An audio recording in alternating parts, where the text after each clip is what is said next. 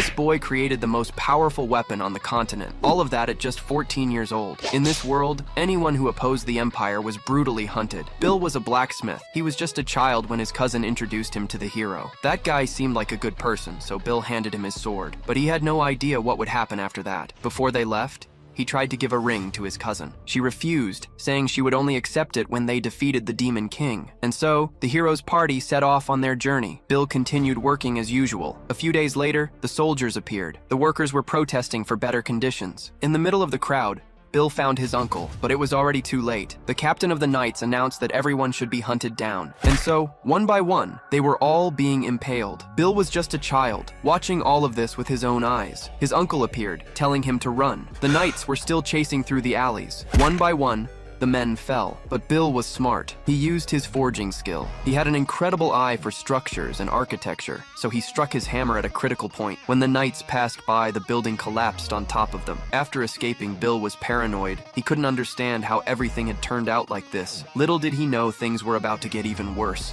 He would receive his uncle in a coffin, and his cousin, unable to say a single word, and so began the revenge of Bill, the blacksmith. But before that, after the escape, since they lived in a remote location, they were safe. Full of questions, our protagonist demanded to know what was going on during the protest and why things had escalated so violently. His uncle didn't have all the details either, but he agreed the reaction was abnormal. Slowly but surely, the Empire was placing less and less value on commoners. Desperate, Bill asked his uncle not to protest again, but the old man disagreed. He knew he had to keep fighting, but our protagonist couldn't understand this logic. It was too heavy a burden for them to bear. This left our protagonist even more hopeless. He had already lost his parents when he was young, and he'd lost touch with Sepia too. Indeed, the commoners were suffering more and more. That's why they worked so hard to keep the forge. But life was hard for everyone, and he didn't want to lose what family he had left. Our boy's uncle apologized, promising he'd do what he could to keep him from worrying. He told his other companions that he would leave the protest movement. The next morning, the same protesters were still asleep. Our boy was among them, but he was already awake. The first thing he saw was his uncle,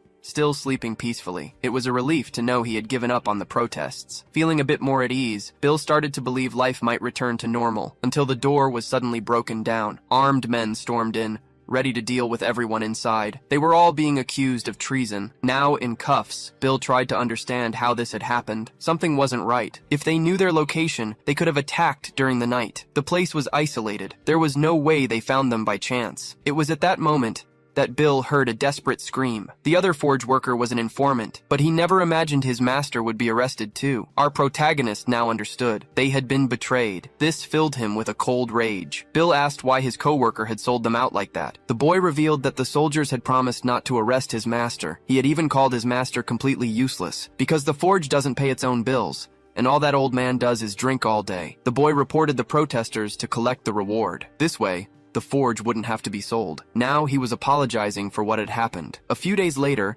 our protagonist was brought before the ruler of the land. It had been a long time since he last saw the hero. The regent told the boy not to be afraid, calling him an old companion. Oliver told our protagonist to feel at home. He'd heard that our boy had joined the protests in the city. Bill said that wasn't true, and that he was a great admirer of the hero's work. Oliver smiled. Hero was an old title. No one had called him that in a long time. He said he accepted our protagonist's story as a citizen had testified on his behalf. This relieved our boy, who assumed the traitor had done it. Knowing they owed some taxes, Oliver paid all their debts with his own money. "It's the least I can do for the man who helped save humanity," he said, which made our boy feel embarrassed. Some nobles began to whisper, wondering who this man standing before the regent was. In this land, there are 3 great masters: the Cyclops of the Demon Lands, Vulcanus, the Forge Master of the Avaline Kingdom, and Midas, the Golden Hands of the Empire. The greatest of them all is Golden Hands, the one who forged the hero's sword, and that person is our protagonist. But the noble who asked didn't seem to believe it,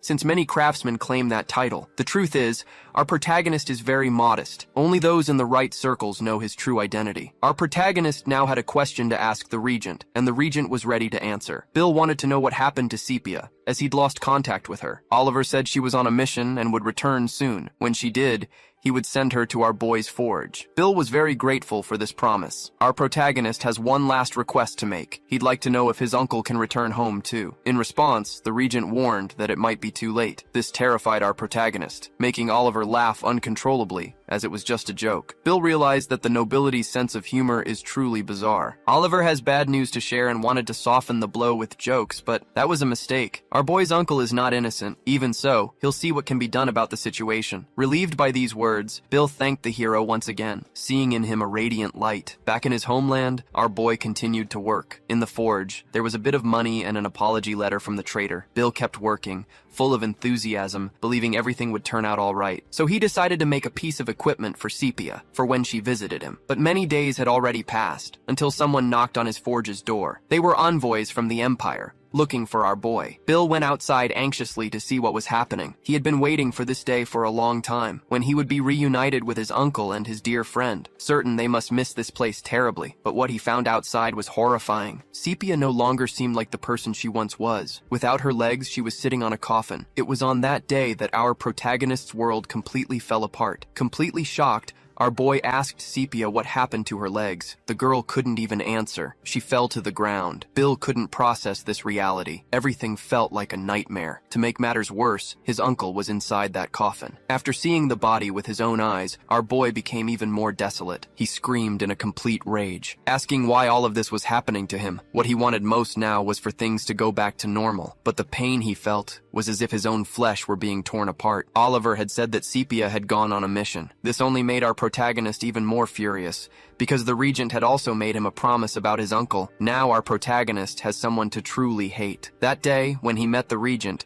he received a gift to show he was his guest. It was a gold card which guaranteed him access to those lands, but if not needed, it could be sold, as it was of great value. Bill felt extremely honored by it, and he hoped to one day repay that kindness. Now, our boy uses that same card to return to those lands. He said he came to do some work on the regent's sword, but our boy's hands hide another truth. He is thinking about how he could defeat the hero. The probability of that happening is practically zero. Most likely, our boy's body would be cut to pieces. He might not even realize he'd been cut, and our protagonist's talent is in making weapons, not using them, and his masterpiece is in the hands of that scoundrel. Bill thought about this for a long time, and the answer is surprisingly simple. Something only someone with his skill could do. Repairs. Something every weapon needs. Someone in his profession would certainly do it someday. While he works on the hero's sword, the hero himself remains vulnerable. That was how our protagonist would reclaim his masterpiece. Before him stands an unarmed man, and in our boy's hands, the most powerful sword ever made. Bill is thinking of ways to end this man's life, whether to use the sword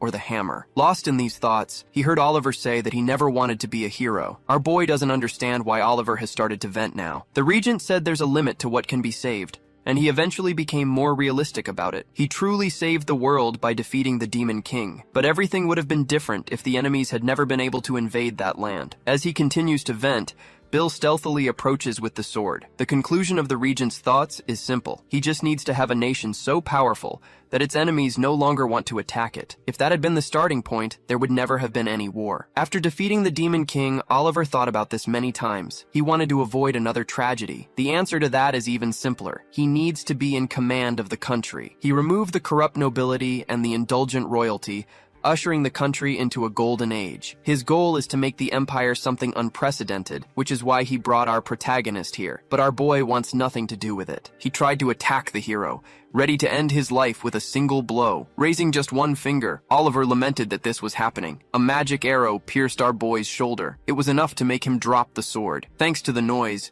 the Empire's troops entered the hall. Oliver told his men it was nothing serious. Even so, our boy was detained and arrested. Completely furious, Bill asked how the regent knew he would be attacked. Oliver said he had defeated the Demon King. He would have felt that killing intent anyway. The real question is, why didn't he react sooner? This left our protagonist intrigued. Oliver said he hadn't done anything yet because the boy has potential, and he wants to have him as one of his allies. For a brief moment, our protagonist considered this proposal. He can hardly believe this is real, but to be convinced, he has one more question to ask. Faced with this counter-proposal, the regent became very interested. Bill wants to know why Sepia ended up that way. After a brief silence, Oliver said she was very capable, but she ended up losing her legs in the last battle, and even after that, she didn't fall into despair. Then their team managed to achieve victory, bringing peace to the entire world. But the peace was short-lived. Humans began to war among themselves. The heroes had to participate in the war effort once again. Only Sepia couldn't help, for obvious reasons, feeling the loneliness of being left behind. Completely desperate, she tried to find a solution in a place no man should ever lay eyes on, and once again, she managed to return to the battlefield. But our protagonist saw the side effects of using black magic. Bill then asked why the hero didn't want to help her. They were companions, and yet he allowed her to sink even deeper. He let her carry all that pain completely alone. He is the protector of this land. He has power and influence. He could have helped with all of this. Our protagonist still remembers days that are long gone. Oliver doesn't see this as a personal responsibility. He added that our protagonist is in no position to lecture him, because if he was so worried about Sepia, he should have gone to war too. But he chose to hide behind the sword he had forged. And yet, he comes to talk about responsibility to the regent of this land, something only a coward would do. Bill wasn't affected by these words, stating that Oliver is just a weak man who runs from responsibility. Completely furious, the regent did not like being offended this time. Executing a single movement with his hand, it was more than enough to tear off one of our boy's arms. After that, he called him useless. But recognizing his contribution to the end of the war, he promised to spare his life, letting our boy suffer for the rest of his days because of the responsibility he had invoked. Oliver abandoned our boy with a mortal wound. After a few days, someone came to our protagonist's house. With a downcast look, Bill answered the door. On the other side was Sarah, someone who was once part of the hero's team. In a short time, she found out about everything that had happened. She pointed out that thanks to Oliver's efforts, the country was developing well, a comment our protagonist hated. She apologized for that, but upon seeing the boy's condition, she realized he couldn't do anything anymore. Even small repairs were beyond his reach, which is a shame for Sarah, as she has another version of what happened to Sepia, and this captured our boy's attention. To tell this story, Sarah wants a new dagger. Our protagonist will only charge for the materials and the version of the story she has to tell. With the help of a prosthesis, our protagonist began to work once again. He is sure that Oliver is hiding some truth. According to Sarah, Sepia was more than capable of dodging that attack on her legs, as she was the second fastest on the team. As for the enemy, its true power was in brute force. The fact that she lost both her legs doesn't make much sense. Sepia didn't fail to dodge. In fact, she chose not to, in order to protect the hero. The reason she returned to the battlefield is also very specific. The hero himself was the one who made the request. Oliver wanted to win the war, but the situation wasn't in their favor. At first, Sepia refused his request, since she was missing both of her legs. However, the hero already had a solution for this problem, an ancient grimoire they found in the Demon King's lands, which could make Sepia even more powerful. The girl was obviously hesitant, as she knew it was black magic, a power that should never be used by humans. Faced with her refusal, Oliver became enraged. He said that what mattered now was that they were comrades, and she was refusing his request. He pressured her for an answer, implying they were more than just companions. This ended up putting a great deal of pressure on her, and for a moment, Oliver regretted what he said. He started to walk away from her, asking her to forget what they had talked about. But before he could leave, Sepia asked him to wait a little longer. Since she had decided to help him, the degenerate hero's plans had worked out once again. Sarah watched this whole conversation, hidden in the shadows. What's left of Sepia now fiddles with the ring our protagonist had made. She dropped the artifact on the ground, and it rolled to our boy's feet. Seeing this, he asked to see his friend's hand, just to give her the ring again, because if it was on her finger, there would be no way to lose it. But as he tried to do so, the ring fell to the ground once more. Bill found this very strange, unable to understand why the ring wouldn't fit,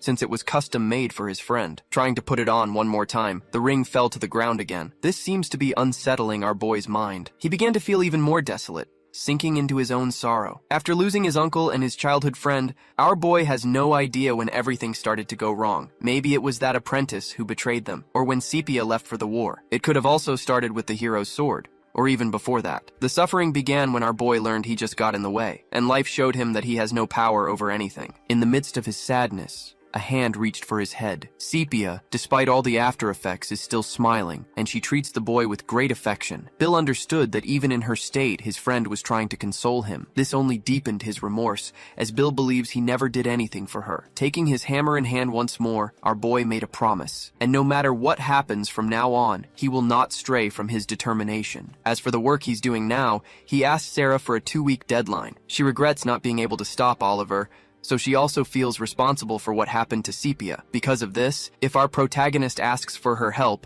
Sarah will agree to help him. However, she will only do it once. What our boy made was an even better prosthesis, so he can execute his revenge perfectly. A group of mercenaries is advancing. Their leader asked Hans for a summary of that day's mission. They are heading to a village where explosions are occurring.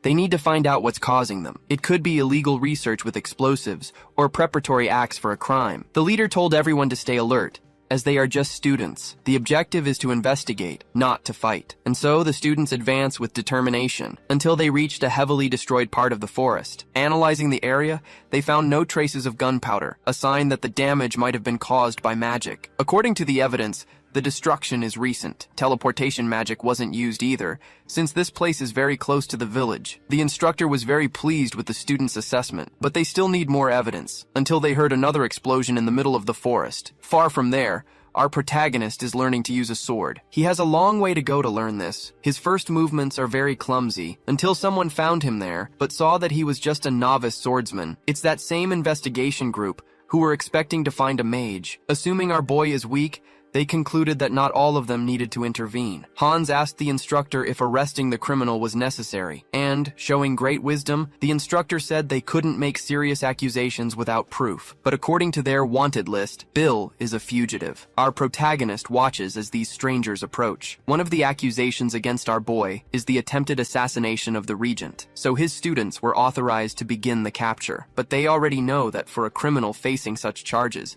survival isn't a requirement. The three students launched their attack. The two young men managed to strike our boy. Bill felt the impact of those blows. Hans was very confused after this first exchange because our protagonist is very weak. His colleagues found this strange too. Perhaps he's just a pawn for someone more influential. Wanting answers, Hans kicked our boy's sword back into his reach. If he's a swordsman, he should die like one. An act of kindness from the self-proclaimed next hero, Hans, the side character. As he picks up the sword, Bill said, "They've got it all wrong." But since he was attacked without being asked any questions, he realized this wouldn't be solved through dialogue. Hans is now ready to finish our boy off, and before doing so, he belittled the young man's technique, showing him how he should move, until finally, he delivered a precise cut. Bill couldn't even see the attack. His head was almost torn off. Hans keeps up the pressure, landing another devastating blow. Next, he managed to kick the protagonist in the stomach, who for God's sake is really weak. Our boy went flying through the air like a soccer ball. Hans is even more disappointed with this performance, certain that capturing this punk was a huge waste of time. The instructor, watching all of this, started to find it very strange. They were supposed to be investigating explosions happening in that area. According to the evidence they gathered, there were indeed signs of explosions, but all they found was a talentless swordsman with no magic and no gunpowder. Our boy tries to ask them to stop the attack, but Hans doesn't seem interested in that. Still asking him to stop, Bill opened his hand toward his attacker, because it was time to end this. The poor side character didn't even notice what flew past his face. Our boy's prosthetic hand was launched far away, and in the process, it ended up claiming the side character's ear. Now it was Bill's turn to be sarcastic. His opponent had dropped his sword, something only a beginner would do in the middle of a fight. Words that made the side character even more furious, vowing that he would cut off our boy's head in a single blow, and he is about to fulfill his promise. But someone stopped the attack from happening. The person responsible was the team's instructor. Hans was visibly upset by this interference. Having observed the fight, the instructor realized our boy's strategy was interesting. Since he has enough destructive power to end the fight in a single blow, he needed to lure Hans in close. His attack wasn't fatal for one reason. The boy closes his eyes at the last second, a sign that he has never taken a life before. As someone with a lot of experience, the instructor knows that's an act that never gets easier. He immediately reprimanded Hans, who, for being so reckless, could have been killed, telling his student to look at the boy. He doesn't even look like a proper sparring partner. Hans remains furious. He doesn't want to leave things like this, but the instructor thought of it as a training exercise. Seeing that, until now, our protagonist hadn't behaved suspiciously. All that aggression was to test for any hostility. Given this,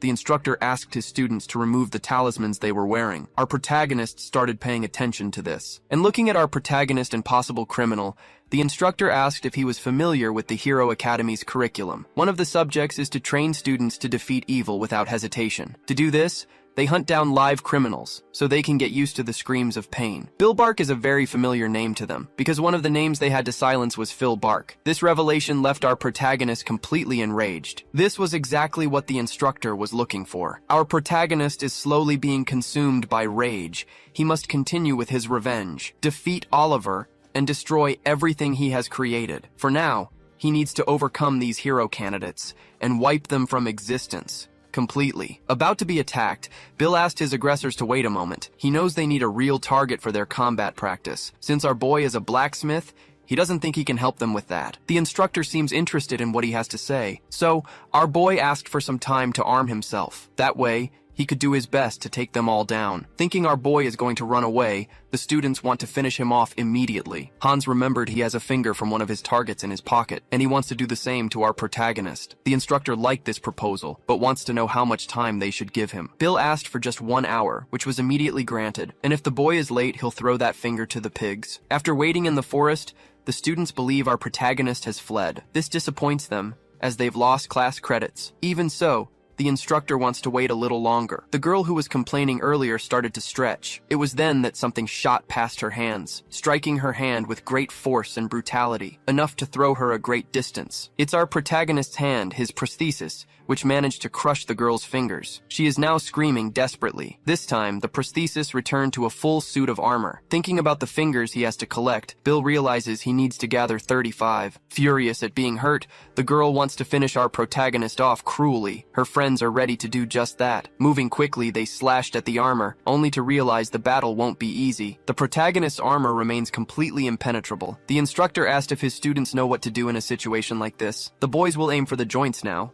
That's the initial strategy. Bill was completely surrounded by the attackers, and the armor's joints aren't covered in plating. Focusing on these spots, the hero candidates launch their attacks, only to realize they accomplish nothing. Furious at being hurt, the girl charges forward to attack as well, but her attack is completely useless. It did absolutely nothing. The instructor noticed that our boy is soft-hearted. Even with the advantage, he chose to aim for the hand instead of the head, a behavior only a fool would show on the battlefield, something his students naturally avoid. They definitely aren't holding back now. After a few more attacks, Bill ended up on the ground. His helmet was stomped on by the girl. She's ready to end the protagonist's life. Unable to get up, Bill is being kicked around like a soccer ball, but this just left the students exhausted. Thinking of ways to finish him, one of the lackeys suggested breaking all his joints. Struggling to his feet, Bill said, "A 3-on-1 fight is cowardly." Hans seized the opportunity to choke our boy. While the girl attacked his arm, they want to finish him in a painful way. The other lackey also focused on the protagonist's arm. Bill understood the situation was getting worse, so there was no point in holding back. He flipped off the smug girl. Right after that, small holes appeared in the armor on his arms, revealing several spikes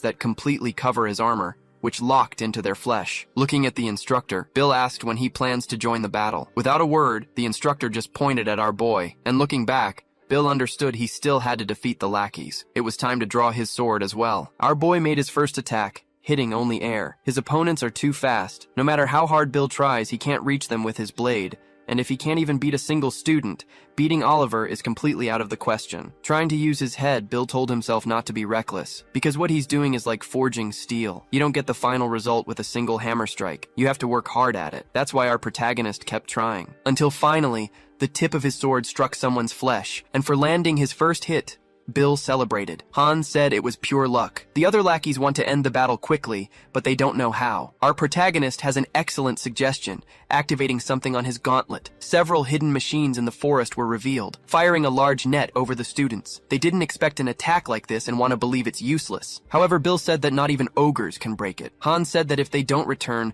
the academy will send more people. Time is on their side. Keeping calm, Bill asked if the lackey knew why the trap was sprung only now. Because just like them, our boy also needs practice, and now he calmly approaches his target. Hans was terrified to the point of apologizing for what he'd done, but our protagonist knows exactly what to do now, leaving his enemy even more frightened. Hans tries to say his last words, only to have his head completely explode. The blood splattered our protagonist's helmet. My God. It looks like the instructor was the one who did it, and he seemed very pleased to witness what our protagonist could do. The lackeys who saw it are terrified. It didn't take long for the girl to scream at the top of her lungs. The instructor's message is clear. Bill passed the exam. This left everyone very confused. As the girl questioned the instructor, Her head exploded. When the other lackey finally understood what had happened, he was finished off in the same way. After doing this, the instructor wished for those young people to go to a place where the adults are better. Having witnessed all of that, Bill was completely paralyzed, but the instructor assured him that he didn't need to be, since he had already told him he passed. Completely confused, Bill doesn't know what just happened, as he couldn't see a thing, much less understand why that man killed his own students. There's no way he can defeat a monster like that in battle. Calmly, the instructor said there was a misunderstanding. Those kids really deserve to die, but that doesn't mean they deserve to suffer during the process. Still in the middle of his speech,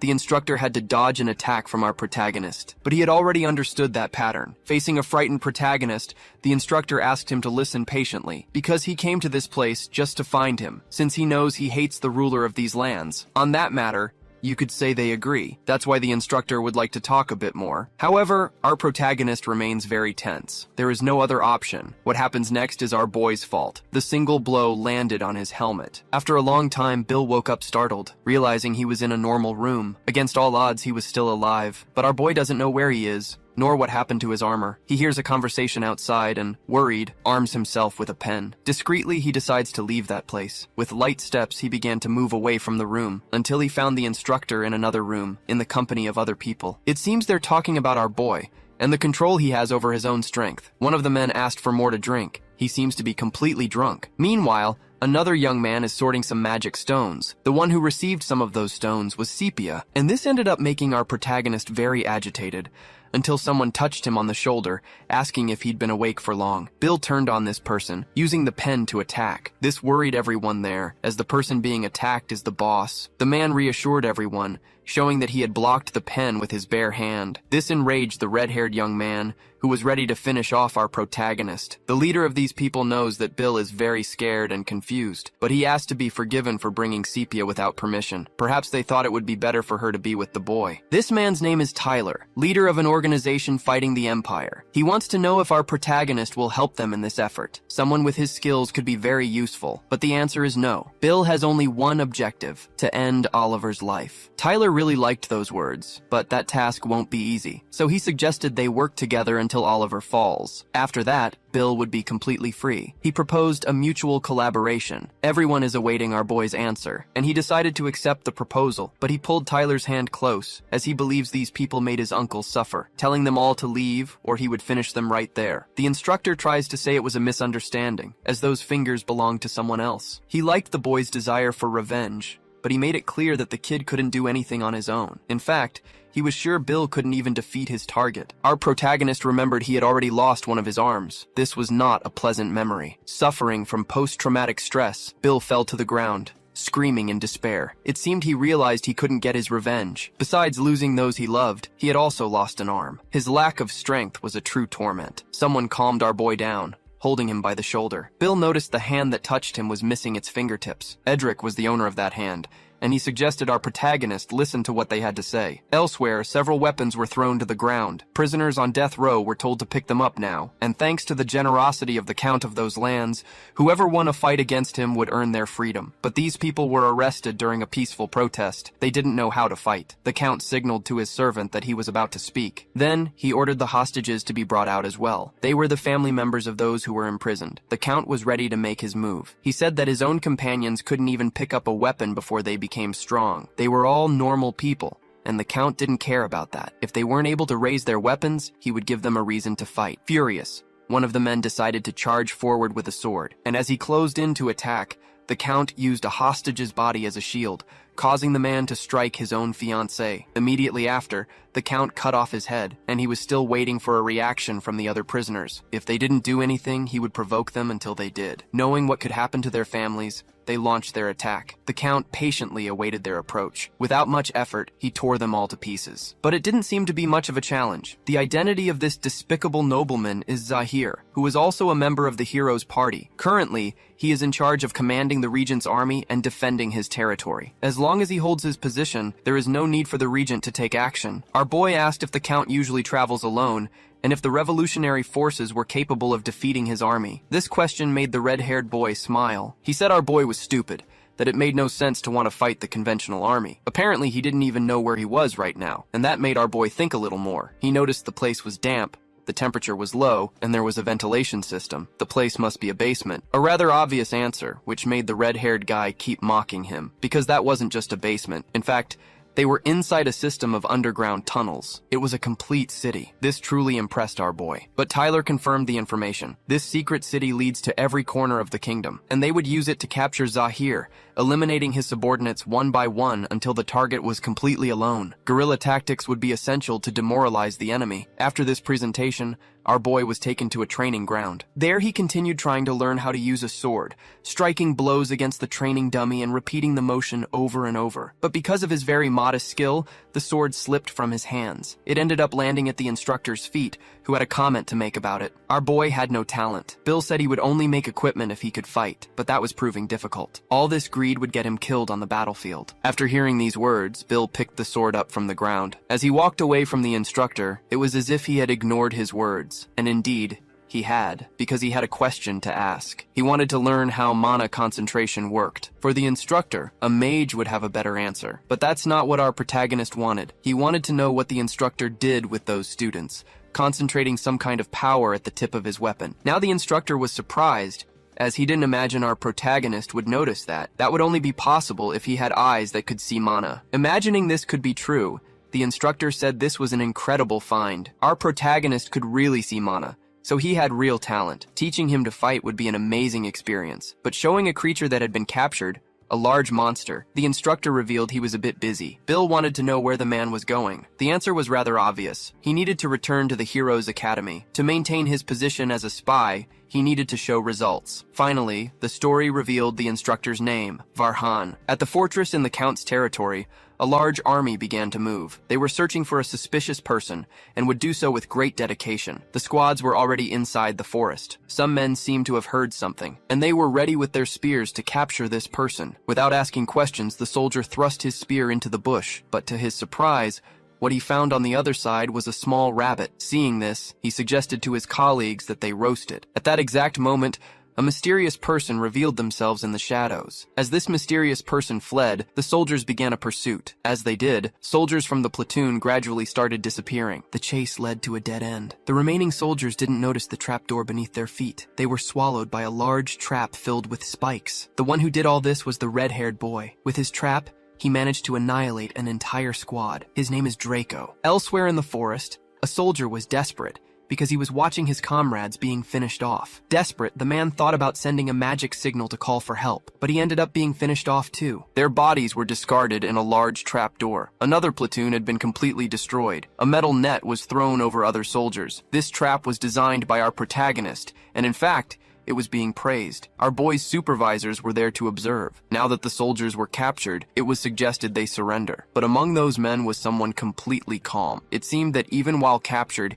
he maintained all his confidence. One of the revolutionaries realized this was a stubborn enemy. It was time to make an example of him. Our protagonist sensed the danger and told the guy to get back. Distracted, he looked back and didn't see what the soldier did. Breaking free from the trap, he cut off the poor extra's head, which was thrown into the air like a basketball. This put the rest of the revolutionaries on high alert. They couldn't let their guard down against this enemy, who was not a conventional soldier. Able to see mana, Bill knew this man was as strong as the instructor. With the possibility of being even more powerful, he was the captain of the Count's elite squad. Our protagonist and his allies were afraid. They realized everything could go wrong now, because this really was the captain of the elite squad. With the current team, a direct fight would be catastrophic, but the girl had an interesting idea to execute. She told her men to split up and attack the enemy from the sides. The troops advanced into combat. The first extra was about to find out something very cool. A second extra was also interested in this. The intention was to completely distract the target. While he was distracted by the extras, the girl moved in for a deadly attack,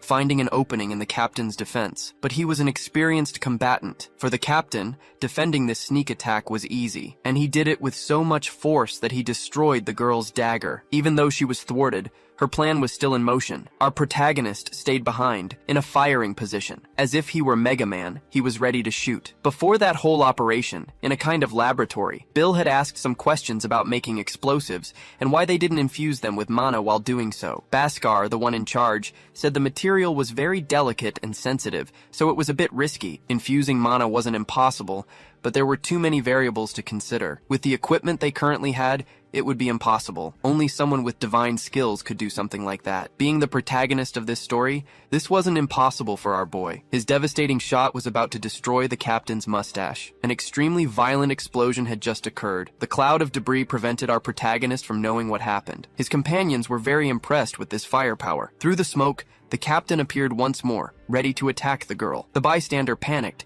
throwing his body in front of the attack, only to be brutally struck by the enemy. Our protagonist was ready to fire again, this time an ice attack. The blue blast was already heading towards the enemy. The mustachioed captain was completely frozen, left utterly motionless. But it didn't last long. He managed to break free from his prison. Completely enraged, he decided to charge toward the protagonist. Bill already knew his current firepower wouldn't be enough. In that case, it was time to try something else. The bystanders were ordered to protect our boy. They tried to reach Captain Mustache, but they were too late. The captain was already poised to annihilate our boy. Just then, the girl used a strange magic. Roots shot out from the ground, trapping one of the enemy's feet. Captain Mustache felt he couldn't move forward. Before he could even realize it, he was swallowed by the earth. Our protagonist hadn't expected anything like that. The one responsible for this magic was the red-haired boy. He was the one who saved the day. His presence on the battlefield brought relief to everyone, but they couldn't relax just yet. Upon learning they were fighting Captain Mustache, Draco became genuinely worried, but only for a moment, as he was pleased to have captured someone so powerful. His joy was short-lived,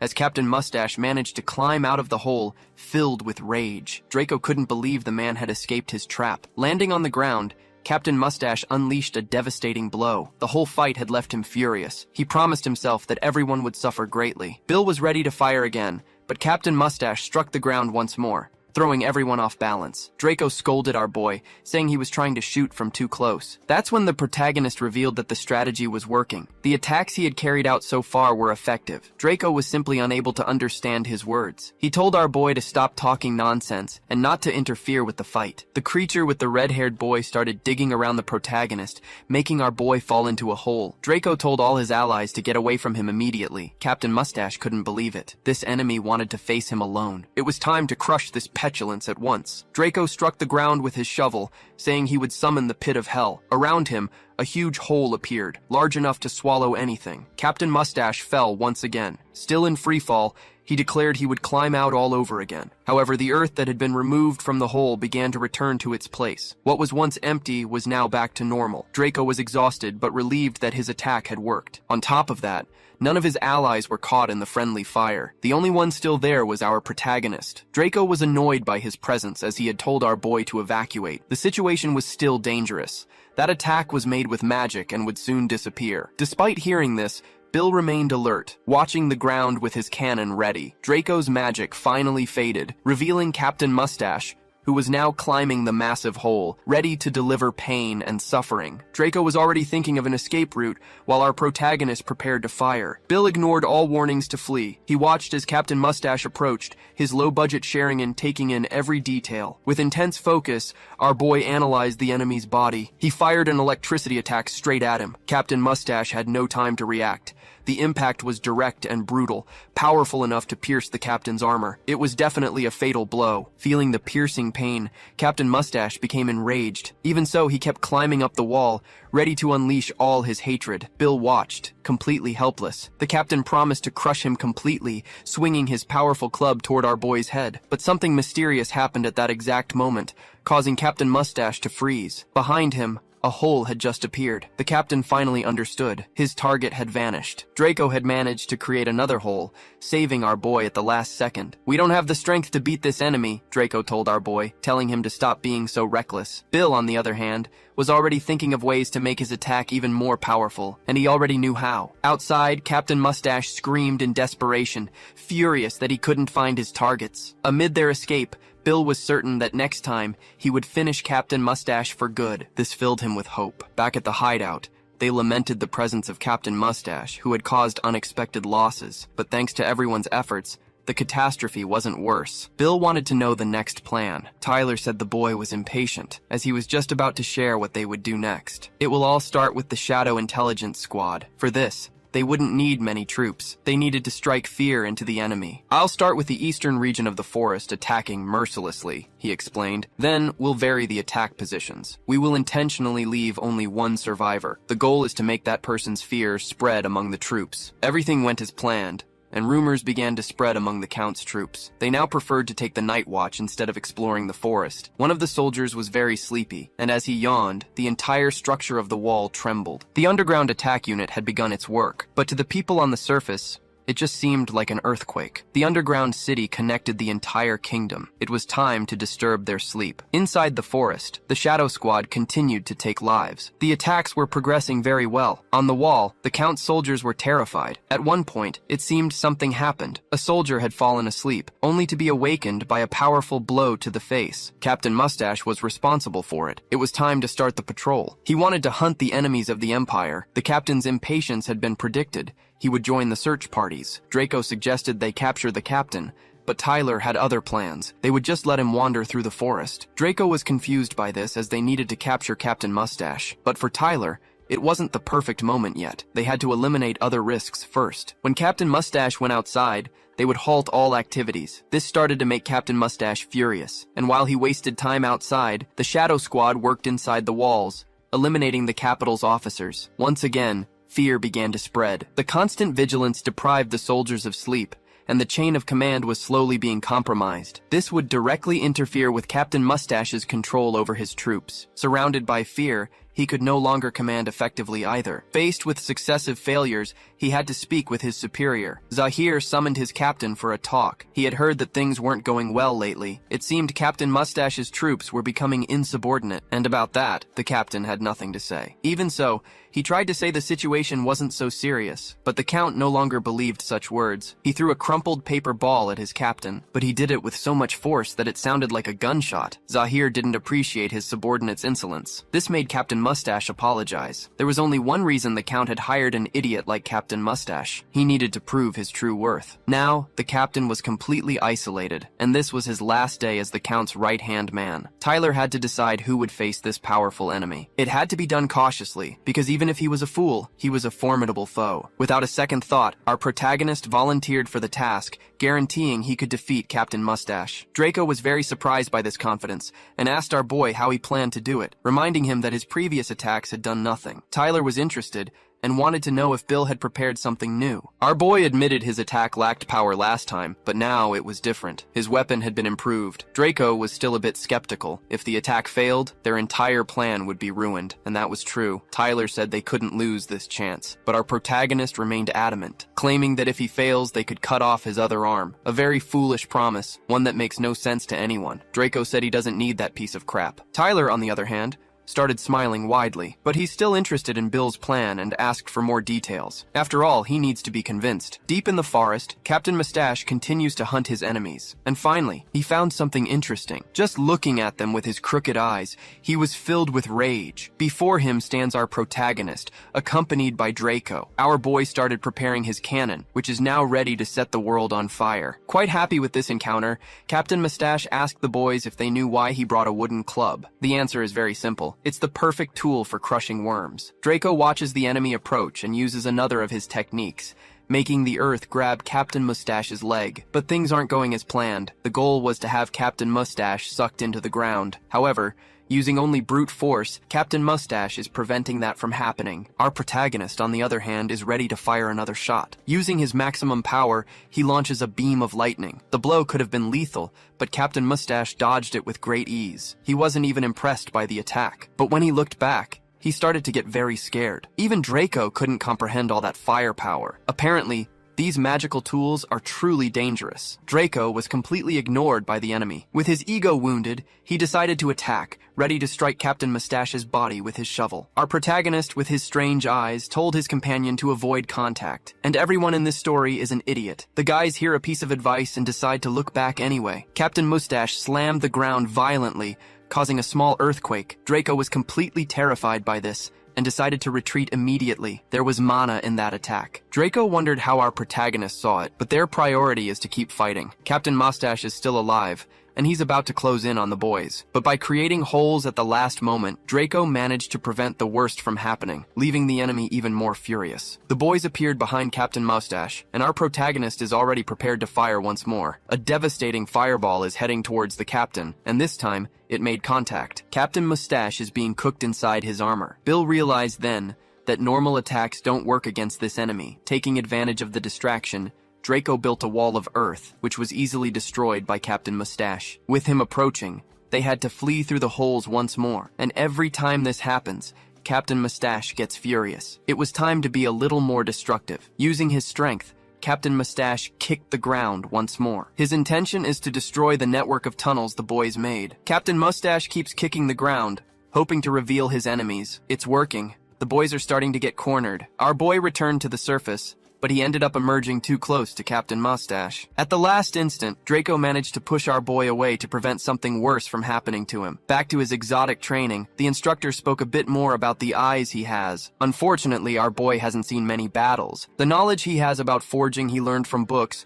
something only geniuses could do. Bill wanted to know if mana control is a common thing, and found out it's not that simple, demanding a lot of practice time. And right now, Bill needs to act fast during this battle. Draco knows he just needs to block the first attack. He's using all his energy to prevent something worse from happening, putting 80% of his mana into his hands and the rest into his feet. And thanks to that, he managed to block Captain Mustache's strike, but only for a second, because he soon felt something terrible in his body. Captain Mustache managed to kick him in the ribs, sending the poor guy flying. Draco was completely out of commission after that, and he couldn't even understand what had just happened. Only the protagonist realized it was a feint. The mana wasn't in the main strike. The real impact was concentrated in the force of the kick. Now Captain Mustache can turn his attention back to our protagonist. To achieve victory, Bill needs to use an even more powerful attack. There's not much to be done now. He's completely alone. With only one arm, Bill won't be able to block the attack either. The only option is to keep fighting. Captain Mustache never imagined our boy would be able to use a sword, but that's not important. He wants to crush him with his blows. Our boy is just waiting for the impact. Right now, he's only used 20% of his cannon's power. It's enough strength to block Captain Mustache's attack, who definitely wasn't expecting something like this. The boy's sword is still intact. While the captain is still thinking, Bill fires an ice attack at him. This is only happening because Captain Mustache was distracted by that block, but the ice isn't strong enough to hold him. Our protagonist needs to use this opportunity to use his sword, but Captain Mustache isn't an ordinary victim. He's still very dangerous, and he's already prepared to smash our boy's head. But to his surprise, his wooden club is being cut. Bill's strike managed to pierce even the captain's armor, who is now feeling a crushing pain. Draco is still awake and realized what our boy did. He can really see mana. That's a completely absurd ability in combat. For our protagonist, it's all the same. If he can see the energy, he can cut his enemy and end this fight. Now that he's injured, Captain Mustache can't believe what's happening. He's literally losing to a boy with a missing arm. That's why he said he's going to take this fight seriously. He's ready to end this once and for all. And to show he was serious, he adjusted his naturally crooked eye, promising he wouldn't falter again. Our protagonist saw the mana being concentrated in the club. Knowing the attack was dangerous, he simply dodged it. To get even further away from Captain Mustache, he fired a shot at the ground, using the impact as leverage. This put him at a safe distance, giving the protagonist an opportunity to plan his next attack. He decided to approach Captain Mustache once more. Bill decided to fire at the sword's blade, causing a rather curious impact. It wasn't very effective. Captain Mustache is ready to surprise him, but all he managed to do was get hit in the face by the explosion, leaving his mustache completely scorched. This man's fury has just reached levels never seen before. His blows are relentless, but since he can see mana, Bill can see the real danger in his actions. Captain Mustache's hand is the real attack. Something brutal just happened, and blood is flying through the air. Captain Mustache's hand has just been split into two symmetrical halves, and his face contorts in pain. The captain's arm looks so bizarre, it's more like a tentacle. He still can't understand how something so serious happened. To make matters worse, Captain Mustache can't tell if our protagonist is using mana. Bill now has the total advantage in this combat. It's time to end it all. He fires several shots at the enemy, who now flees like an animal. With this volume of fire, Bill realized he's losing his lethality, but the enemy doesn't know that, so he keeps running in desperation. Our boy noticed the mana gathering at Captain Mustache's feet. He plans to get closer. The enemy vanished in the blink of an eye, immediately surprising our boy. But thanks to his bizarre eyes, he can see everything with great clarity, making his blocks completely effective. And once again, our boy's sword passed through Captain Mustache's flesh, who still doesn't understand why he's being defeated. Perhaps the secret lies in that blade, which must hold some kind of mystery. Thinking about survival, Captain Mustache knows he needs to understand that attack pattern. But all he can do is dodge the blows, until he was finally hit once more by the explosion. And with that, he understood that the attacks had grown weaker. The only real danger left was the sword. Our protagonist started to worry because the captain had really understood the situation of the fight, so he began to protect his entire body with mana. This makes it very difficult for our boy to predict attacks. It's impossible to know what will happen now. Captain Mustache continues his determined approach. Another chaotic attack just occurred. Captain Mustache used his injured arm. He landed a blow on our protagonist, forcing him to drop his sword. This enemy is truly insane, using his deformed arm to keep up the assault. That last impact damaged our boy's cannon. Once again, Captain Mustache regained dominance in the fight. All he needs to do is prevent our protagonist from reaching that sword, so he decided to get closer to it. Looking at the blade, he understood our boy's fighting style even better. He must be that blacksmith who tried to attack the regent. The Count had already mentioned what happened. In those lands, there was a master blacksmith, the one responsible for forging the hero's weapon. He constantly refused to make weapons for the nobles in exchange for a life of luxury, until one day he went mad. He was captured by the regent and became a criminal. Despite having his freedom, he acts ungratefully. That's why Captain Mustache will exterminate this villain now. As a representative of justice, it's time to pass judgment. Our boy's sentence is a cruel death. Because of this long speech, Captain Mustache didn't notice the sword had disappeared. Bill said Zahir was always a liar, and apparently that hadn't changed. Captain Mustache couldn't understand how he had lost the sword. Ignoring this variable, he charged forward to attack again. What he truly wants is to prove his worth to the Count, already picturing his triumphant return. Everything will be decided in this next attack. But what he didn't expect was the sheer amount of energy in that cannon. The light of 1,000 stars filled the air. A huge explosion erupted in the middle of the forest. The blast threw both fighters far apart. Now, they are separated by a huge crater. Captain Mustache doesn't seem to be doing very well. Unlike him, our protagonist can still walk. His cannon was completely destroyed, but he can still hold the sword. It was a risky move, but it paid off. Bill overloaded his damaged cannon, something that could only be done once. He watches the captain, who is defeated, completely out of commission. The time has come to end this man's life. Before that happens, a flashback into this man's life. A big but cross-eyed man. Because of that, he never fit in anywhere. At first, people were afraid of him, but then they realized he was shy. Captain Mustache soon became a victim of bullying, because he always acted kindly. This just made everything worse. It wasn't long before he became a joke to everyone. His co-workers wanted to know if he wasn't tired of getting beaten up, but everything he did just gave them another reason to bother him. And even getting beaten constantly, his body could withstand it all, because he didn't feel pain like ordinary people. After a long day of work and harassment, it was time to return to his family, his beloved animal companions, and Mustache took very good care of them. As long as he had them, he would never feel alone. News about the war began to spread,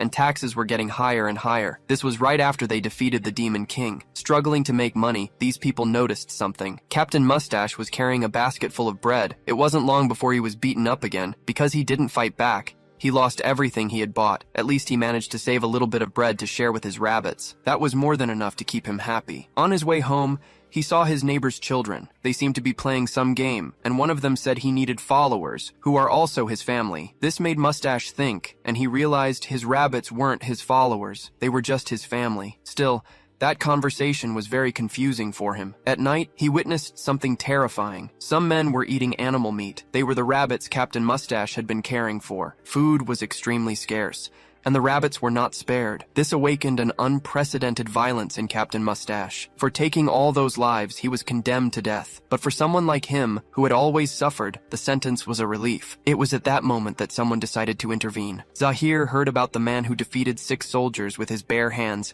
and easily crushed 23 people. He is strong enough to become his subordinate. On that day, the giant's life changed completely. Followers are family, and with a family, he would never be alone. Back in the present, Bill is trying to gather the courage to do what's necessary, but he took too long, and Captain Mustache regained his strength. Our protagonist wasn't expecting this fool to get up, and his body doesn't have enough strength to move. It's time for Captain Mustache to show a little more violence. But before he could finish off our protagonist, something approached him at high speed, causing another explosion. A spear had been driven into the ground between the two combatants. Captain Mustache looks in the direction the spear came from. A blonde woman was responsible for this, and she's impressed with what our protagonist has done. That's why humans have to be good at something. Captain Mustache thought it was very stupid of her to get rid of her weapon. This only made his job of finishing them all off easier. But what he doesn't know is that this extremely well-drawn woman is also very strong. She's as fast as lightning, and has already dealt him some pain. Captain Mustache fell to the ground,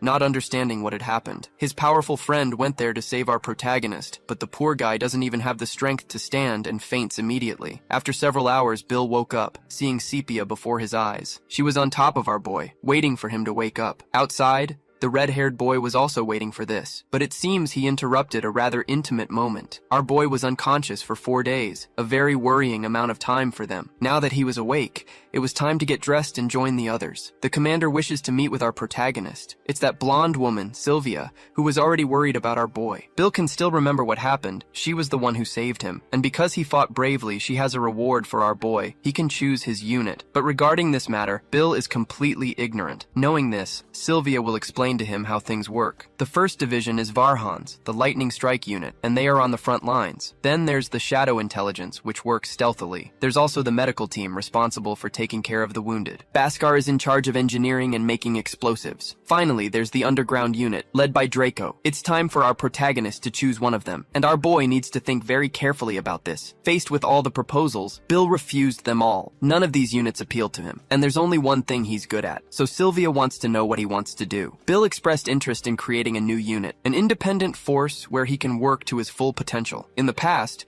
his apprentice once asked a question, how he is able to find the best materials. Back then, Bill wasn't able to give a proper answer, because it's not something he learned to do. He's simply able to see it, and people work the same way. When our boy focuses, he is able to identify peculiar traits in people. A young man with a rare talent for magic, but who couldn't use any magic at all. But he didn't give up. His enthusiasm was truly interesting, but this boy never understood why his magic didn't work. Bill said his mana flow is cut off at his fingertips. It's congenital. No matter how much he trains, that won't change. Obviously, the young man didn't like this diagnosis one bit. However, our protagonist has the solution to the problem. He told the young man to use magic through his mouth, that it might be easier. That sounds even more absurd. And not taking this advice seriously, the young man ignored our boy. But after a while, he realized he had nothing left to lose, so he might as well try. Using his voice, a great flow of energy was released, and he couldn't hold back the flames coming out of his throat. Something completely unbelievable. Right after that, his body collapsed, as he had used too much energy. Another one in a similar situation is Amelia, an elven warrior who's been stuck in basic training for several years. She hasn't been able to feel mana so far, and our protagonist noticed something different about her. Magical talent is rare, but there's something even rarer than that, the ability to use sacred power, and that girl is able to see this energy. Bill started to think about what a good team needs. Strength lies in diversity, and the same logic applies to people. Draco, in his division, can improve everyone's mobility. Roar, the voice guy, can perform ranged attacks, while Alia can get the wounded back into the fight, and our protagonist can handle mid-range attacks, adapting to any situation. These are all the members he needs for his unit. Eventually, they defeated a creature together. Their teamwork is improving. Bill finished the monster with a precise strike, proving that the squad's teamwork is impressive. They had finally completed their task. But to have his own unit, Sylvia asked our boy for new armor for the attack unit, since they're on the front lines, the most dangerous place. To craft it,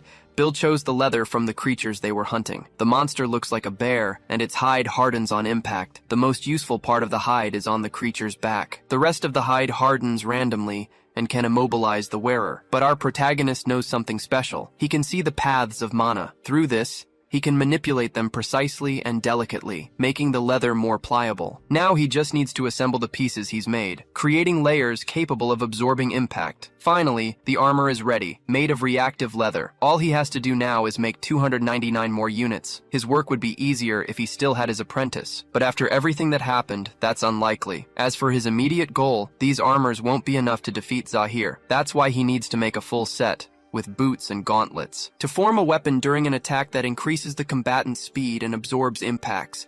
Excellent gear for quick attacks.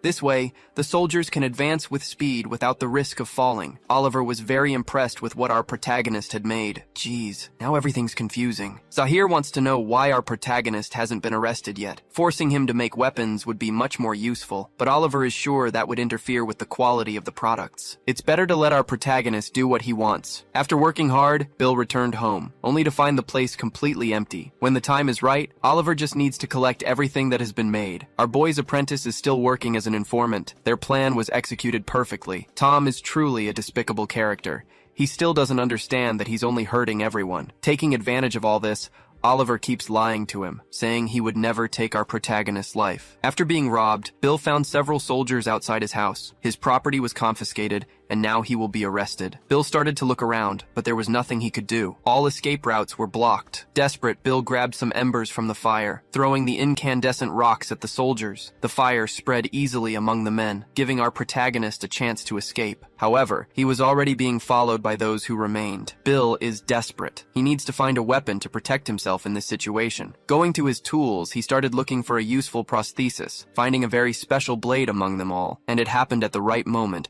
as an armed soldier was ready to skewer our boy. The spear comes furiously, but our protagonist is not easy prey. Another flashback. The instructor is cutting pieces of watermelon and offered one to our boy. He's impressed with the battle against the mustached captain. Bill is disappointed with the outcome. He couldn't finish off that enemy, and this made the instructor curious, wanting to know if our boy regrets it. In a way, the fact that he failed makes him very regretful. But for someone like an instructor, taking lives is never easy. Unfortunately, they were born in a period of history where everyone must fight. Eventually, combatants get used to it. But that doesn't make this kind of action easy. They just stopped being shocked. Someone like him, full of experience, also has a hard time with it. In the beginning, his hands wouldn't stop shaking. However, he had to fight if he wanted to keep living. His actions were completely unavoidable. He had to take many lives to keep breathing, until he reached the point where his hands no longer trembled, maybe because he finally found his courage. But looking at what he had left behind, it's hard to call so much cruelty courage. Bathed in blood, he felt much more like a monster than a warrior. This is the curse that our protagonist now carries as well, because he has just ended a soldier's life. His sword is stained with that soldier's blood. This made the situation even more delicate, as the other soldiers are willing to be even more violent, but there's nothing they can do against that absurd prosthesis. Bill keeps cutting through metal, piercing armor, a process that is repeating itself endlessly. A small platoon blocks his escape, but this is a platoon of dead men. They are all becoming just pieces on the ground. Completely desperate, one of the soldiers started calling for reinforcements. In the middle of the city is Roar,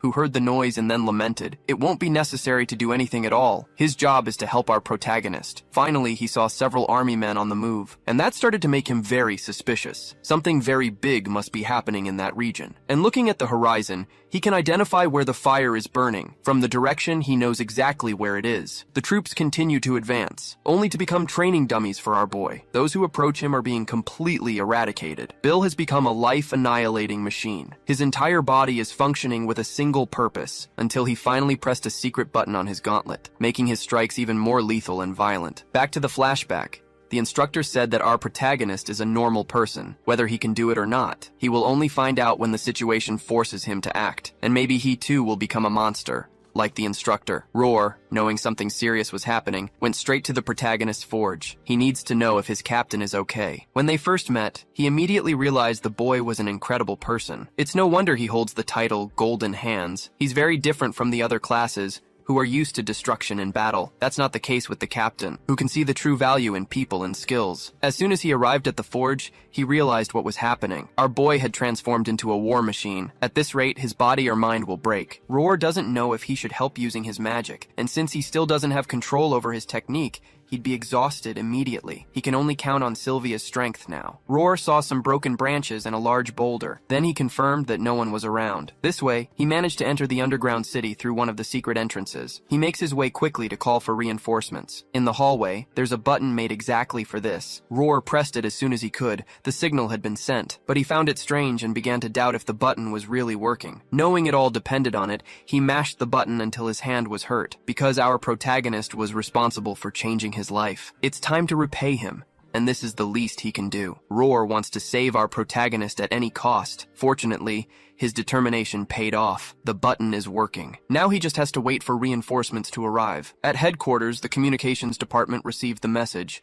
It's about the special squad assembled by our protagonist. According to the message, the forge is in danger, and this made everyone very worried. This is a real emergency. They need to sound the alarms immediately. The message needs to be taken to Tyler, who was immediately informed about what was happening. Draco already imagined something like this would happen. Bill should have used the forge in the secret city, but for Bhaskar, Our boy had to return, as he's more familiar with his own tools. A master like him depends directly on the materials he's using. The two argue, while Tyler explains what must be done. Reaching a conclusion, he asked for everyone's attention. The priority now is to find a way to rescue our boy. We can't lose him. The plan of action will depend on the protagonist's abilities. So he asked Draco, who saw our boy in the field, how long he can fight against normal soldiers. Recalling the battle they had, Draco believes the protagonist can hold out for an hour. The problem is, it will take them almost 2 days on foot to get to where he is. The situation is really complicated, and if he gets captured in the capital, they won't be able to rescue him. The solution is simple. They don't have to leave this place. They just need to send someone who's already in the capital. Draco doesn't know who could be sent on this mission, until he finally remembered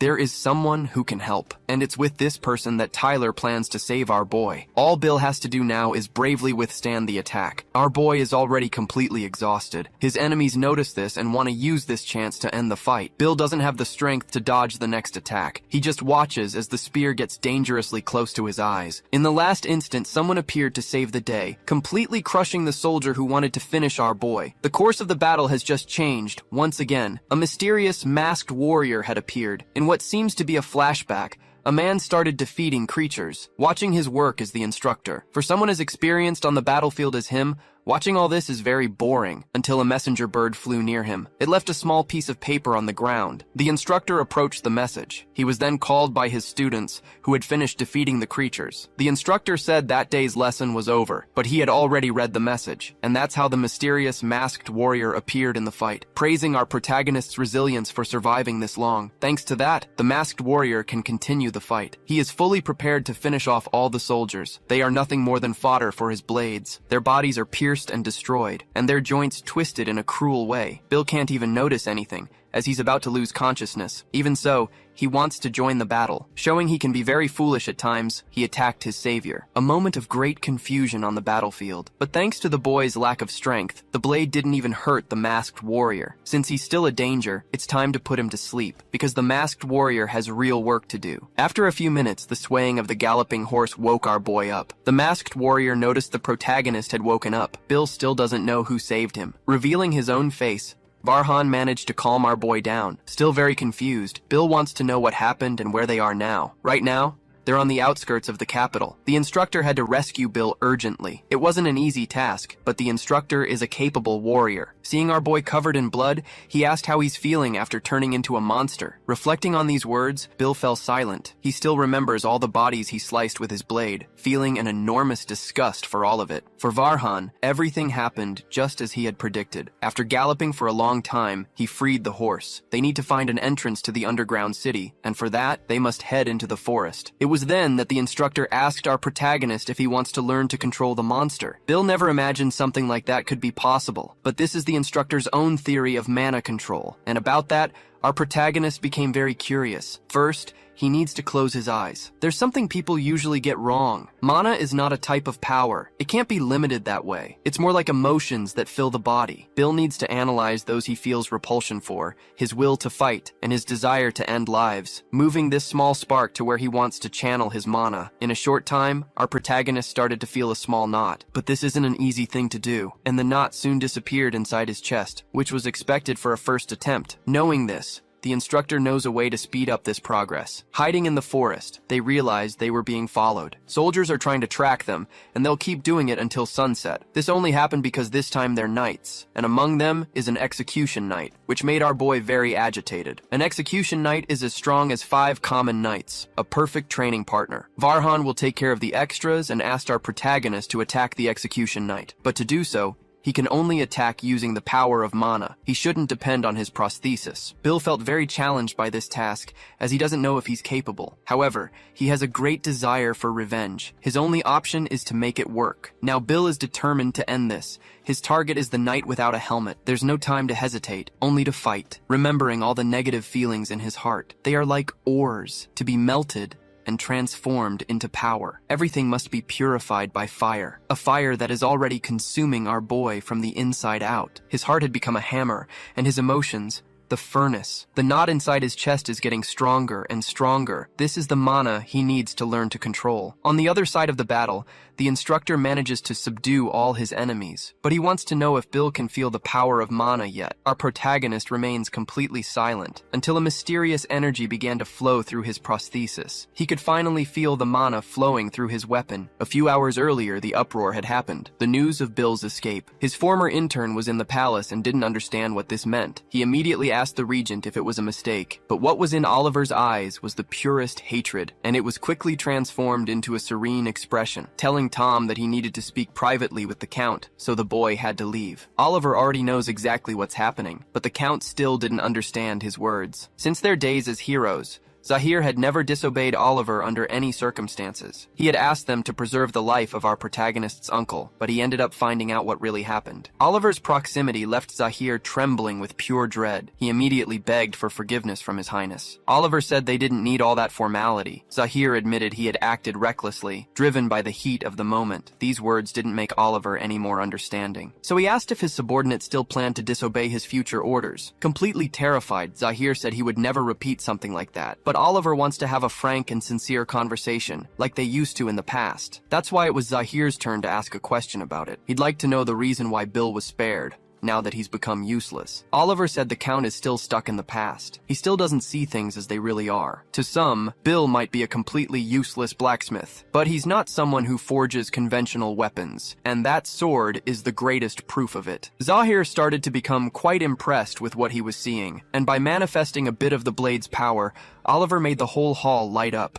stating that Bill is capable of forging his own future, and surely Zahir must have felt that just now too. Bill is able to read the flow of mana in the materials he uses, aligning them perfectly, as if the equipment had a life of its own.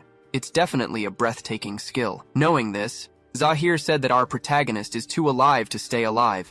He needs to be finished, and to protect the regent, Zahir asked to do it, but Oliver refused, telling the Count not to drag Bill into his own inferiority complex. Our protagonist must be brought to him in perfect condition, because that boy belongs to him. Zahir realized that Oliver is a very strange guy. Who wants to possess a boy who no longer has an arm? Still amused by this monologue, Oliver started talking about the hardest steel that exists. It's not the one in Oliver's pants when he talks about our protagonist. The hardest metal can only be forged in a fire hotter than lava. Even after losing an arm, Bill continues to have an extraordinary talent. Oliver wonders what he will be able to forge, motivated by revenge. And from the first time he saw our boy, he saw in him a talent that could overshadow his own, the only one capable of standing as his equal. Being so dangerous, he must make him his property. The weapon made to kill the regent will one day belong to him. After hearing this very strange outburst, Zahil excused himself. He believes I saw a lot of nonsense, and he believes the protagonist is just a common blacksmith, with no power, no strength, and no honor. He's not on the same level as the heroes who completely changed the course of the Empire. One of the Count's men informed him they were already heading to the location where Bill had escaped. If he leaves now, he can get there in just 2 hours. But the Count was furious about this. He doesn't think our protagonist has the ability to escape. He and that masked man will suffer greatly in the forest. It's only a matter of time until they're captured. He says this while trying to crush his subordinate's face, but he decided to throw him on the ground to avoid making such a mess. It's time to return to his lands and find out who this masked man is. But what truly offended the Count was hearing from Oliver that he has an inferiority complex. As soon as he arrives in his territory, he will make all the traitors suffer. Back to our protagonist. He's in the middle of a very fierce battle. The Executioner Knight is trying to make him surrender. Our protagonist feels the mana fluctuating in his blade. Because of this, he was repelled in the last attack. He still lacks the control to keep fighting. He still can't focus the mana exactly where he wants it, unlike his adversary, who can make this energy flow freely. The knight said that our boy is very good at dodging attacks. Perhaps his specialty is running away. Since he can see the flow of mana, Bill believes he's able to dodge this attack, but he was caught off guard by a brutal punch. Bill didn't understand a thing. The attack came faster and from an angle he wasn't expecting, but he doesn't know how it happened. Now he needs to worry about dangerous attacks again. Our boy managed to dodge it, and he also noticed something very interesting. Thanks to this, he started to move further away from the enemy. But this knight is seriously dangerous. Bill believed that mana was only for increasing strength, defense, and attack. However, he can do many other things with this energy. The parts of the body that have this energy move differently, And now he's beginning to understand this principle.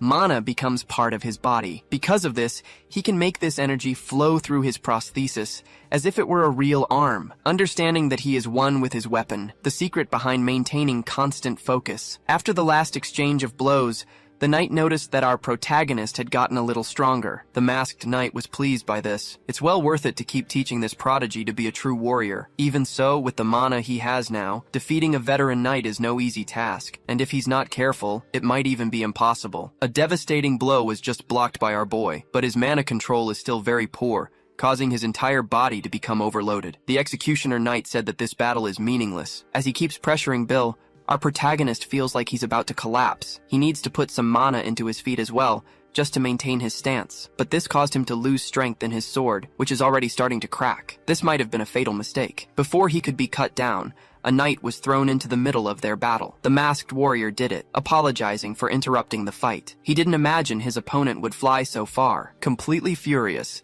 the executioner asked what his men were doing, giving our protagonist time to regain his focus. Now that he knows how to stay on his feet, he can use his prosthesis' abilities, as he was authorized by the masked warrior. It's time to figure out a way to win this battle. Receiving this permission, Bill was greatly relieved, as the battle would be over in the blink of an eye. The executioner couldn't understand this overconfidence, ready to completely finish off this proud boy. But every time Bill forges a sword, he thinks about this exact thing. Even if it's sharp, it will always meet resistance. Since our boy lacks technique, he thought of another solution.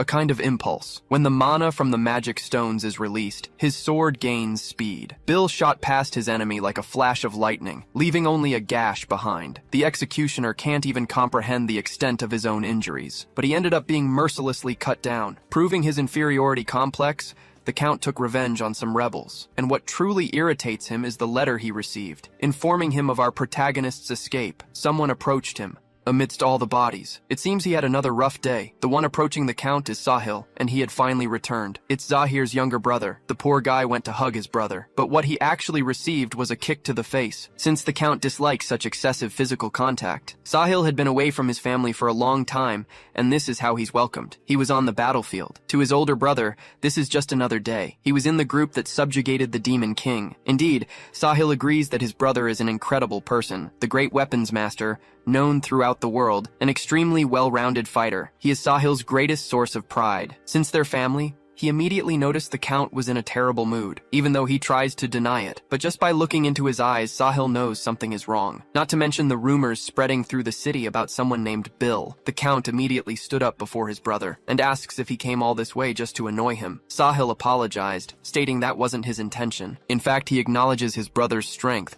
saying his gaze is perfectly terrifying, and that he should always be aware of the great person he is. Zahil ended up getting embarrassed by this whole speech, but what his younger brother really wants to do is help him. If there's something bothering him now, he can't just ignore it. Zahil told the young man not to worry about it, that it was just a small miscalculation. Changing the subject, they decided to leave that place to have a meal. In the palace hall, Sahil was presented with a great feast. The boy didn't think twice and started eating like a ravenous animal. Zahil asked him to slow down a bit, knowing he hadn't been deprived of food. However, the boy confirmed he was starving. The only meat on the battlefield was from monsters, but to Zahil, that's nothing special. He had to eat that kind of meat for 8 years. To his younger brother, that's one of the things that makes him even more incredible, as it's very difficult to survive under those circumstances. However, as the hero's younger brother, Sahil should value that title and not see himself as an ordinary person. But to the boy, it's just a title, as he was always told not to act recklessly. And hearing the rumors, he wants to know what our protagonist is like, if he has any real talent. Once again, the Count became furious, crushing his wine glass in his hand, stating that the protagonist is a nobody, just a blacksmith who can't fight. The maids approached the Count, worried about what he had just done. Sahil still doesn't understand why his brother gets so upset about this kind of thing, and about our protagonist, he must have some talent. Otherwise, he wouldn't be such a big problem. In fact, the weapons Zahil used in his military life were made by our boy. Zahil said he only kept them because he's been using them for a long time and is used to them.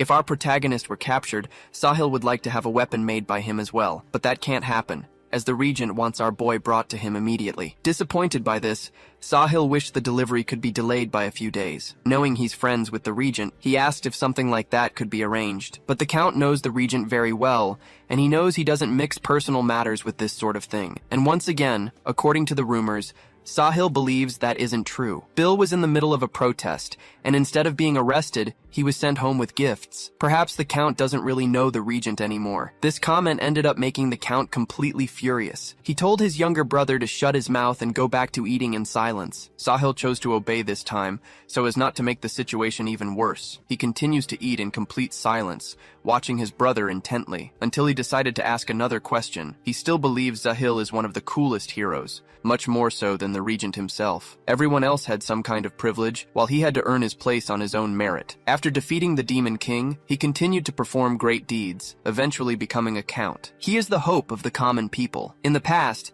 this was a title given to him, but it's just a false image built in the past. Curiously, the instructor is talking about this very subject, and he asked our protagonist what he still remembers about Zahir. He was just a reckless young man who liked to brag about his own accomplishments. Zahir now values only the nobility and persecutes the commoners who once adored him. In fact, the instructor discovered something disturbing about him. Zahir was the one responsible for our protagonist's uncle's suffering and death. Without realizing it, the instructor had just planted a seed of great evil in our protagonist's heart, and he asked if this information was actually true. But so far, he's just pieced together rumors he'd heard, and the probability is very high. What's truly surprising is the calm our boy maintained. Bill knows that getting angry about it won't change a thing, leaving his instructor quite proud. Anyone can feel anger, but not everyone is capable of controlling that feeling. Bill can't be swallowed by his own emotions. He must use them as fuel to move forward. Surprising our protagonist, the instructor executed a stealth attack, but it was just a simulation to show him that he must find openings in his enemy. That was the lesson he had to teach at that moment. That same day, the revolutionaries celebrated our boy's safe return, and they're doing it with plenty of alcohol and food. Some people's capacity for getting drunk is truly astounding, while others want to experience the pleasures of alcohol but are stopped because they're too young. Bill remains quite apathetic, which made Tyler ask why the star of the show is acting this way. Our boy is disappointed because all the equipment he made was stolen. There's no excuse for it. Draco strongly agrees on this point, and even had to be discreetly reprimanded. Indeed, what happened is very unfortunate. Tyler wanted to see the combat power of all that equipment, but they can't blame our protagonist for what happened. Bill should do the same, but the protagonist knows that if he had been working in a secure location, none of this would have happened. They all knew the risk, but they ignored it. It's everyone's mistake. Decisions have consequences. Varhan was the one who saved our boy, who was in danger because they hadn't been more insistent. In light of this, Tyler apologizes and also thanks them at the same time. Bill still can't understand why this is happening, but the instructor said it's not the time to argue. It's not worth figuring out who's to blame. It serves to show who is responsible for everything. This is what a real leader does. They take responsibility, even if it's not their fault. It's the power of the authority he holds in that place, and if our boy wants a leadership position, he needs to take on all that responsibility too. This opened up new horizons for him. This apology isn't just about feeling bad, it's a way of showing responsibility. Finally, our boy decided to raise his mug, accepting the leader's gratitude, recognizing him as his commander in that operation. Now, everyone can celebrate properly. After the celebrations, our protagonist went outside, where he found a certain someone who wants to know why he wants to form his own division. Draco said that our boy still doesn't understand what leadership is. Even though he was forgiven by everyone, Draco hasn't forgotten what happened. A leader can't act the way our boy did. That stubbornness could have cost several people their lives. Bill apologized for what happened. The possibilities are endless. If more people had been in that place, it could have been a huge catastrophe, something our protagonist completely disregarded. But so far, he still hasn't understood what Draco really means. Who is getting more and more furious because our boy really hasn't understood a thing.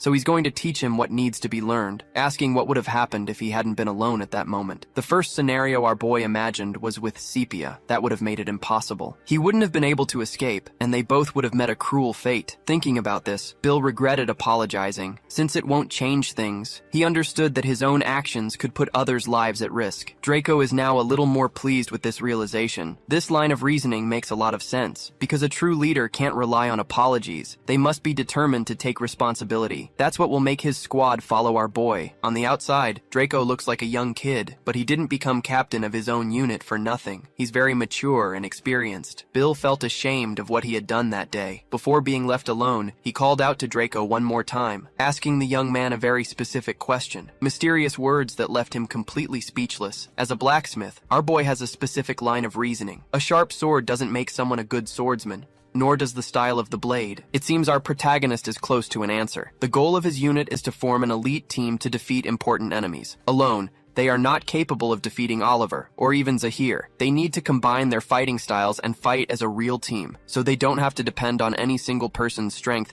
They must act as a chain. Creating this system will be his way of being responsible for everyone. Draco was surprised by this. It sounds crazy. Even so, it seems a bit fun. Our protagonist started sharing his ideas. The instructor watches the two of them, increasingly impressed with our protagonist, possessing a determination that overcomes criticism. He has what it takes to become a real leader. The next day, they went up to the surface outside the barracks. Bhaskar is showing our boy the new location for the forge. For this, he needs to balance 3 elements: wind, water, and earth. Some materials can become extremely toxic when refined. A constant airflow is needed to clear away all these impurities, which is what our boy is looking for. The next step is water, needed to cool the heated material. It needs to be at the ideal temperature so as not to compromise the cooling process. That water is good, but if it were a little colder, it would be even better. With his own eyes, Bill found an ideal source, so he decided to approach it to see if he was right. When she put her hand in the water, Bhaskar was surprised because it was colder there. That's another step that has just been solved. What he needs now is to choose the earth. It needs to be a solid spot, so the hammer's impact isn't dissipated. Our boy stomped the ground using a bit of mana. His whole body trembled as a side effect. He even asked Bhaskar if she had seen that too. The ground is so firm that the mana waves spread through it. This is the ideal place for a forge. And he's impressed that Bhaskar found such a perfect spot. But this woman is also impressed with the boy's skill, having done all this so quickly. In fact, she only knows this place is good because of the knowledge passed down through generations in her family. Truly, the talent our protagonist possesses is absurd. Bhaskar just thanked the boy for recognizing the quality of that land. Interested in this project, Bill wants to know when the forge will be finished. And according to their plans, it could all take up to 4 months of work. But since she's also motivated, she can complete the task in just 2 months, something that truly impressed our protagonist. With that, he's counting on her to do a good job. Back at the barracks, it was announced to everyone that a new operation will happen in 3 months. The target this time is Zahir himself, and right now, fighting him could be very risky. That's why they'll start by attacking his closest allies, his personal knights, and the bureaucratic body of his territory. As for the knights, they're all on the same level as Captain Mustache. The old drunkard isn't worried about it, since he heard the rookie defeated Captain Mustache. Bill made sure to point out that the enemy was careless in combat, and had greatly underestimated them, besides not having proper equipment. If he had a metal weapon, things would have been completely different. On that note, Sylvia herself agrees, stating that Captain Mustache could be as strong as an instructor. Upon hearing this, he started smiling broadly, saying that mustached guy is no match for his strength. Either way, they can't lose focus during that meeting. In 3 months, a diplomat will visit the city, accompanied by 2 knights. They're going to take out this target, starting by attacking the Count's forces. This will throw his territory into chaos, creating the perfect opportunity to attack him. Over the next 3 months, everyone must continue to train hard. During training, Roar said it was too intense. The elf agreed, as she still doesn't know how to handle her holy power. They wanted to finish their basic training first, but our boy assures them this is also part of it. To be synchronized, they need to have a minimum skill level. A differentiating factor for them is the use of equipment, and knowing what they're using will greatly accelerate each person's individual progress. That's why they need to personally mine what they'll use. The problem is, this place is dangerous. Bill told his comrades to be quiet, because they're not alone, someone else is here too. Hiding in the shadows is Zahil. Properly hidden, our boy's team continues to approach. On the other side of the cave is a giant spider. For them, this is a lucky find, since they have the elf warrior's holy power. Oil spiders have contaminated hides, which must be purified before being used as raw material. First, they'll weaken the creature with this magic. But our boy's team is quite fearful of this. Bill told them to prepare for battle immediately. It's time to gather some materials. Zahil knew the traders were trying to gather materials, so he went to a very specific place, hoping to find our protagonist in that cave. But what stands before his eyes is a completely random squad. He doubts these people can get stronger just by using good equipment. About to start the fight, the squad begins to gesture. Their captain gives the order to begin the attack. Zahil waits patiently for them to approach his blade, seeing his enemies as mere fools, who are unable to keep up with his speed. Now the extras are sure they're going to die. Looking at his own sword, Zahil says that just by holding it, someone can become stronger, so he decided to throw it towards his enemies. Because it was something our protagonist had done, it's one of the most powerful swords in the Empire, and he told his enemies to try using it against him. Zahil decided he would use another weapon, grabbing a piece of rock from the cave. The squad is already very wary, but if that weapon was made by our protagonist, they might have a chance. The leader asked one of his men to call for reinforcements, while the rest stay to fight. Zahil admires his enemy's courage, who are already in formation to continue the battle. Everyone is just waiting for orders. Most likely they can only buy some time. Victory is practically impossible. Even so, there is still hope. And indeed, that sword is on another level. Mana flows through it very naturally. This is a chance to defeat this enemy of the revolution. Filled with courage, the squad advances to finish off Zahil, who, even defending himself with a piece of rock, is still a formidable enemy. But the rock didn't last long against that sword, revealing itself to be even more powerful equipment than expected. They need to use this opportunity at all costs. Zahil seems to be cornered by his enemies. An arrow was shot towards his head, but the attack was completely blocked by his piece of rock. Zahil needs to prove something to himself during this battle. He's impressed that the rebels have mastered the art of forging. The extra, hearing this comment, understood absolutely nothing, and the one wielding Zahil's sword just lost one of his arms. But the cut wasn't as perfect as Zahil would have liked. Once again, he throws the sword to his enemies. It's time to find out which fool will be the next to try and fight him. One of the extras charges forward furiously, ready to avenge what happened to the squad leader, but his effort is completely pathetic. He's thrown against the nearest wall after taking a heavy blow. The battle is practically decided. Zahil is using the arm he had cut off as a weapon. The remaining girl and the boy with the bow are completely frozen. They're already thinking of fleeing, but they'll have to do it alone, as the squad leader has just lost his life. Zahil once again told the girl to pick up the sword. Now she is completely furious, because in her personal life, she was in love with the squad leader.